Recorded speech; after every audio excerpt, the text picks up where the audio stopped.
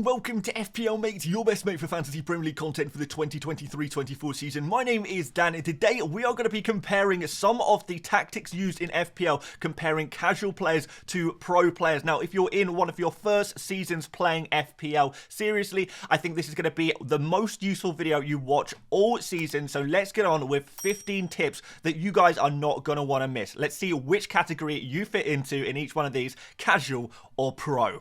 Okay, so let's start this off like casual versus pro. Now, a casual player will often pick players based on past points. They'll look at the season's points from the year gone by and say, okay, those players scored a lot of points last year, but I think I'm going to pick them. Pro players, on the other hand, they don't care as much about past points. They definitely take them into consideration, but they use more factors when deciding on players. So you can see on the examples on the left, Raya, not really expected to play for Brentford. If he moves to Arsenal, how much game time is he going to get? Trippier, well, he got a lot of points last year, but he's got some difficult fixtures at the start of the season. So a lot of those players on the left, a lot of the casuals are going to pick those players, whereas pros will look to the future. And you look at the players on the right-hand side of the screen here, guys, and you probably say, these players did not score many points, and on paper, they look like worse picks. But actually, if you look at their potential to score points, I would much rather have the players on the pro side than on the casual side. Gross versus Mitoma, for example, another great example. Every person right now is looking for that perfect 6.5 million midfielder.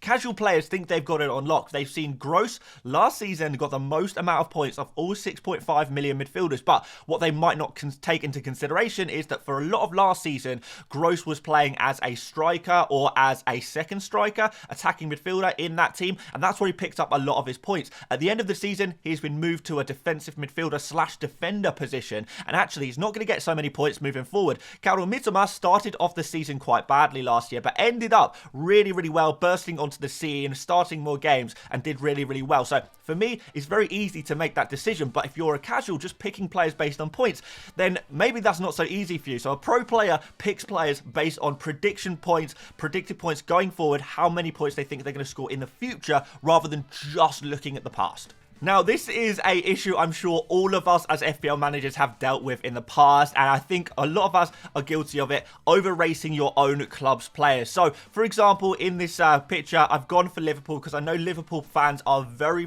loyal fans, and I know that a lot of Liverpool fans, when I kind of see Liverpool fans around the FPL world, they do tend to overrate their players, and it's guilty. Everyone's guilty of it. Everyone does it, no matter what team you support. But in this example, we've got Liverpool players, and a lot of Liverpool fans will say, okay, I need to have 3 Liverpool players. Liverpool are great, Liverpool are amazing, I'm going to ignore everyone else and I want to have my team's players, which is absolutely fine if you're just playing for fun, but a pro player would not do this. They would pick players from a variety of teams. It doesn't matter if they're, you know, your rival teams like Chelsea and Manchester United are typically Liverpool's rivals. A true FPL pro will pick their rivals' players because they care more about points than they care about their own team's success, which is a little bit plastic, but hey, that's the way you've got to play FPL. And one more point, I have also put McAllister on this graphic because I think he's another example of when your team signs a new player, obviously you get very excited about that one and you want to pick them in your FPL team, but that doesn't necessarily mean that they're going to be a good player in FPL terms. So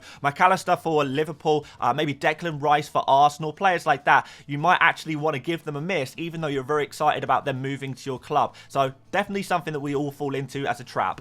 A casual player may try too hard to be different, picking some really random players just because they don't want to be the same as everyone else. They just want to pick something a little bit different, a little bit more fun. And there's nothing wrong with doing that a little bit, but a pro player will take calculated risks. They will know the right times to take the risks and the right times to play it a little bit more safe. So if for this example, we've got Erling Haaland in the pro side, that is a kind of a player that probably a pro player would not even negotiate. You have to have Erling Haaland, whereas a casual player will say, hey, I understand Haaland is a better pick, but I want to be different. So the basic premise of this is it's fine to be different, but you have to have a good reason. Being different just for the sake of being different is not a good enough reason to pick a player. If you've got good reasoning behind making that difference in your team, then that's a different scenario. That is a pro way of playing. This is another one we see a lot when you start playing FPL. You feel like you must spend all of your budget. There is nothing that should be left in the bank. You've got 100 million, so you may as well spend it, right? So even if you've got a player that you actually really like Kaoru Mitoma in your team, you might say, well, I've got 0.5, I may as well upgrade them to Sterling. Even though I don't really want Sterling, I'm going to upgrade because I should probably spend the money, right? Or on the bench, you might have a player like Mubama. I know I've got him on my bench. A casual player might say, well, I've got Mubama on my bench. I'm never really planning on playing this third forward in my team. They're going to leave them on the bench at all times anyway, but I've got an extra 0.5. I may as well upgrade them. Whereas a pro player will say, look, I'm going to leave that player on my bench anyway. I can just save the money for a rainy day. I like Mitoma. I don't actually want Sterling in my team, so I'm going to keep that money in the bank. And that's what a pro player will do. They have no problem with saving money, put it in the bank, whether it's 0.5 million, 1 million, 1.5 million. I think it's all absolutely fine. If you are happy to leave the money in your bank, you can save it for a future game week. Future you might actually really thank you for leaving that money in the bank for another day, particularly if there's price changes or you find the players that you want in the future are a little bit out of your price range. It's really nice to have that money in the bank ready to go. Casual players spend too much money on their bench. Remember, guys, bench players do not get you FPL points, and you can leave yourself with a real selection dilemma when you are having a really stacked bench. Sometimes you're going to get a lot of points on your bench, and you're going to be very disappointed, and you're never going to really know which players to play and which players to start, which players to bench. And often it's the case that you sacrifice a lot of your starting 11 by spending too much money on bench players that you're not even playing anyway. So kind of ask yourself, if you're spending a lot of money on your bench, are you actually ever going to use these players? Are you actually ever going to rotate them into your team? Or you may as well downgrade them. Now, a lot of people would say, well, I mean, I've got a strong bench because just in case my players get injured or just in case my players are on the bench. Well, we know that if a player gets injured, you're going to know before it, you know about it before deadline, so you can use those transfers. That's what transfers are for, to replace injured players and stuff like that. But also, if your player is on the bench for a game, in the real life, I mean, on the real life bench,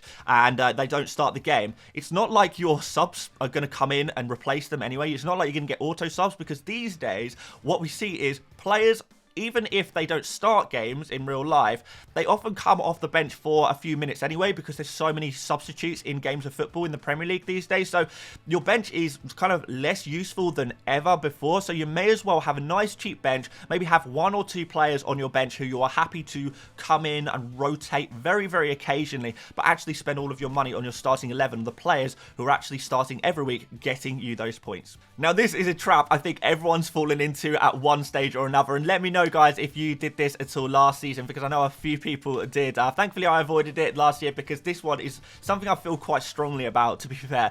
Rotating goalkeepers, I hate it. I really don't like it. It never seems to work. We've seen last season in particular, we saw actually a lot of the top content creators actually had the likes of Edison and Kepa rotating, and we saw that firsthand. Every time you started Edison, Kepa would get all the points. Every time you started Kepa, Edison would get all the points, because it is so difficult with goalkeepers to actually see who is going to get the most points. Sometimes when you play a goalkeeper against a really difficult opponent, often they'll get a lot of save points. You never know when they're going to get like a penalty save. You never know when they might keep a random clean sheets. And the best goalkeepers playing against the worst teams, very often they concede the odd random goal as well. So you cause yourself a lot of pain rotating your goalkeepers. You will get it wrong almost as many times as you get it right. So it's just not worth spending the money. And I know I've got an example on the casual side of Edison and Alisson as a goalkeeper combo. You will not believe how many people last year used this combination of goalkeepers, spending all of this money on 2 goalkeepers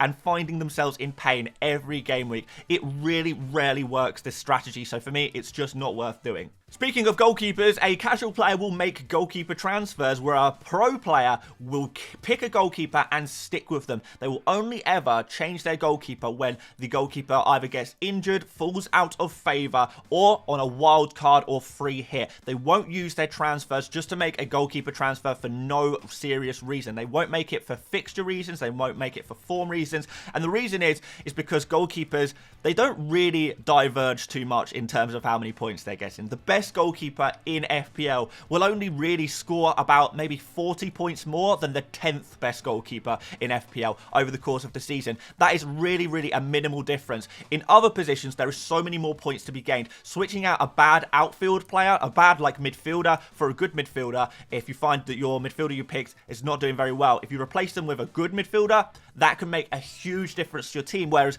using a transfer on a goalkeeper, it's not really going to make too much of a difference either way. So you may as well stick with what you've got, use your transfers, prioritize your transfers in those other areas of the pitch that can get you the maximum gains, and just wait till your wild card before you make that goalkeeper switch, which is again why it's maybe important to pick a nice goalkeeper for the start of the season, but also to remember goalkeepers, when you pick them, it doesn't matter as much for the rest of the team. It really doesn't, so don't stress out too much. A casual player will book in transfers, and what I mean by that is that they will set up a team maybe for game week 1 or after a wild card, and they'll say, okay, on game week 2 I'm going to switch this player to this player, on game week 3 I'm going to switch this player to this player, game week 4 I'm going to switch this player to this player. So you know, you might recognize some of the phrases on the left. I'm only keeping this player for 1 week. In game week 4 I will transfer out Mitoma to Mudryk, for example. I will remove Brentford players in game week 5. I'm going to wait until game week 3 to buy Salah. But a pro player understands that it's good to stay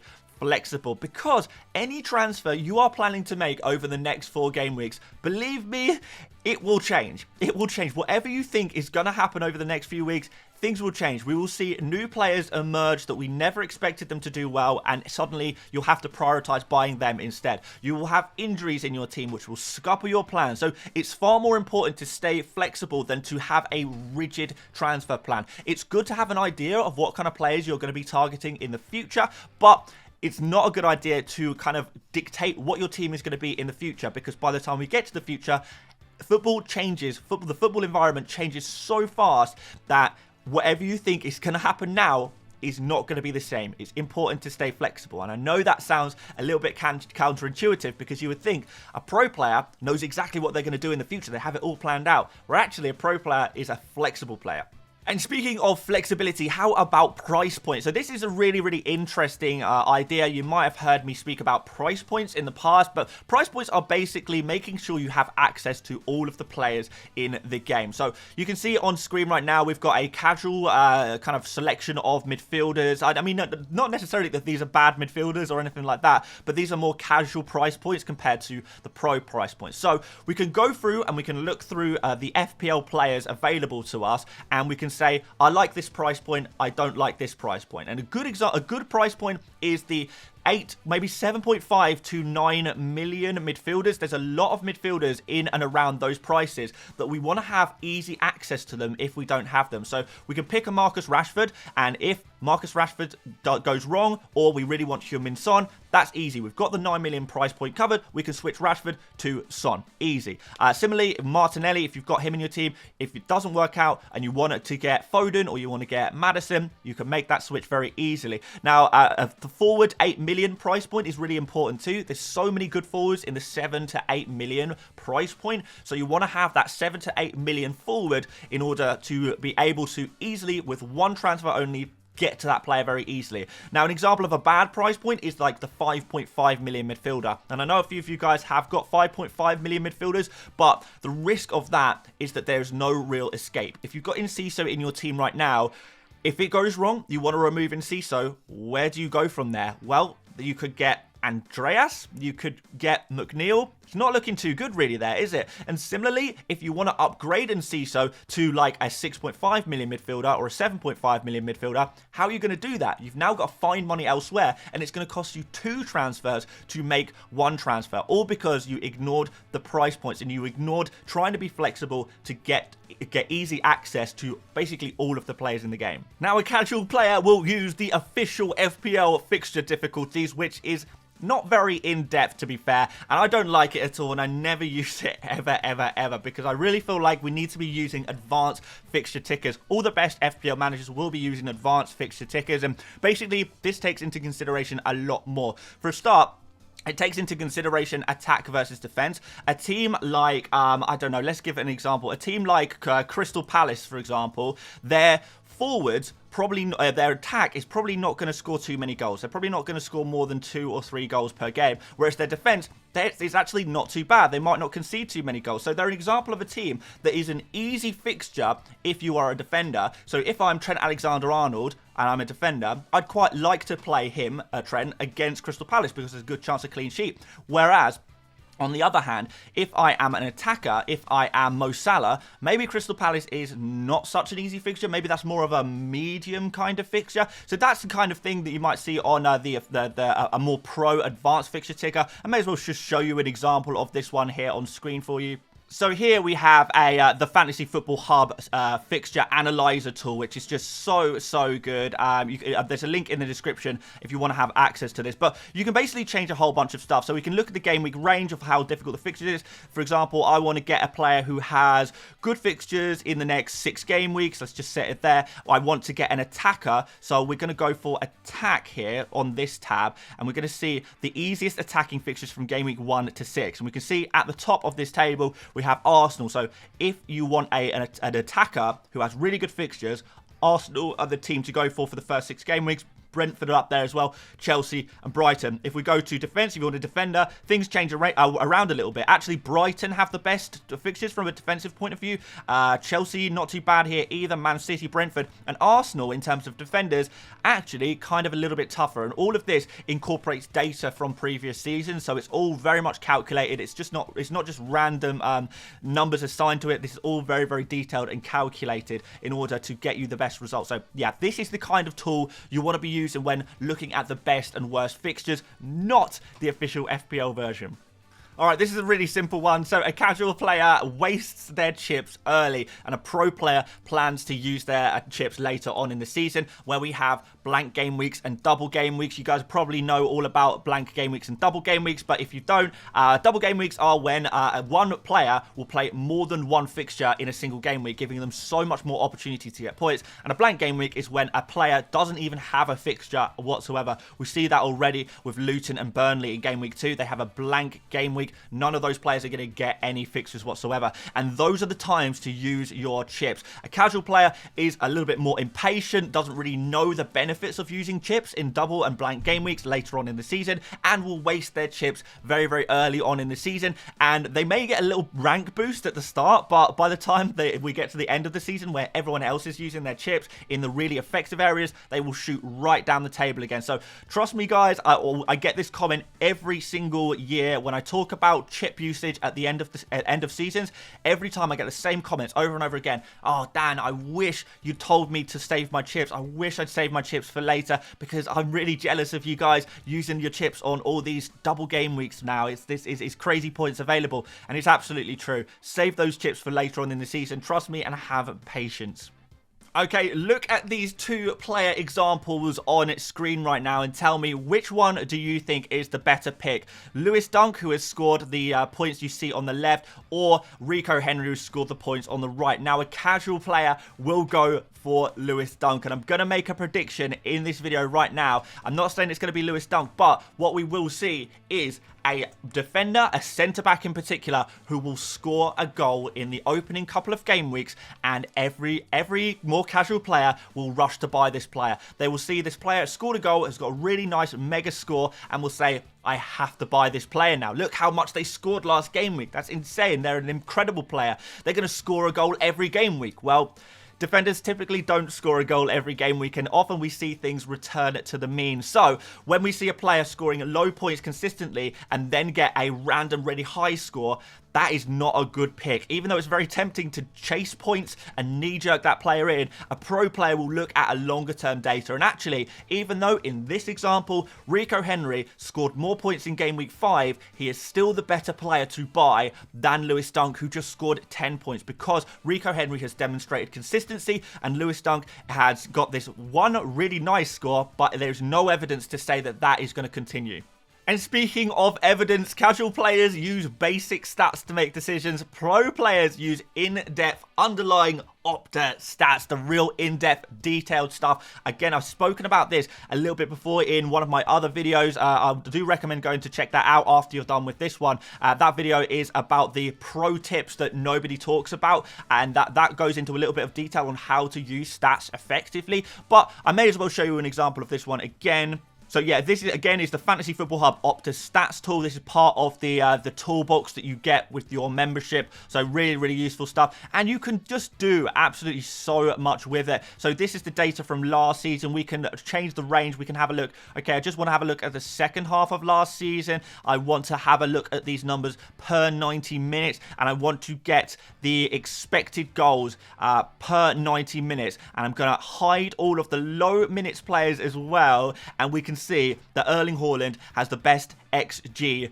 per 90, followed by Wilson, then Rashford, and then Watkins there as well. So we have a lot more control over this data. We can have a look in more detail. We can look at per 90 stats. We can look at per start stats. We can look at per appearance stats. We can filter by different positions. So we can have a look at forwards only, for example. And we can change the stat type that we want to have a look at as well. We can have a look at passing, maybe, if you want to have a look at how good their passing is, or defensive to see how good, you know, their defending chances are, chances of clean sheets, etc, etc. So look, these stats are invaluable and in so much more detail than anything you can get for free, which is why the pro players do pay the subscriptions in order to get the right tools to allow them to succeed at FPL. It really is something that we see so frequently because it is so important. All the top FPL managers are subscribed to these super powerful tools. And guys, if you want to get access to the 2 hub tools we've spoken about today, as well as many others, including the AI My Team tool,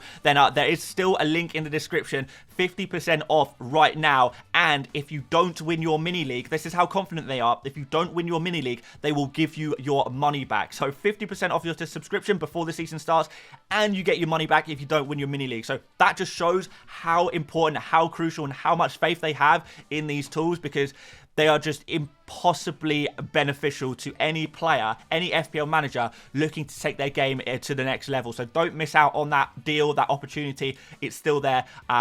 Get it while you can. Okay, who used to do this when they first started playing FPL? Maybe taking too many hits, because you get this obsession with having the perfect team every game week. You feel like you absolutely must have all of the players playing for the best teams against the worst oppositions every single game week, and you take all of these minus points hits in order to do that. And actually, by the time you've taken all of these -4s, you actually end up worse off than if you just stuck with your players that were less than perfect. You know, maybe those less than perfect players had good fixtures in the future, for example, but a patient pro player will only make transfers where necessary. They will understand that your team is not going to be 100% perfect every game week, and they will have that patience. They will occasionally save transfers, and they will look to reduce the amount of hits they take. Now, hits are not a bad thing, but taking too many hits will be very detrimental to your team. It's not a good thing. So an occasional hit where necessary is very good, but taking them every game week to try and chase this perfect team, it's not realistic, guys, and it doesn't work.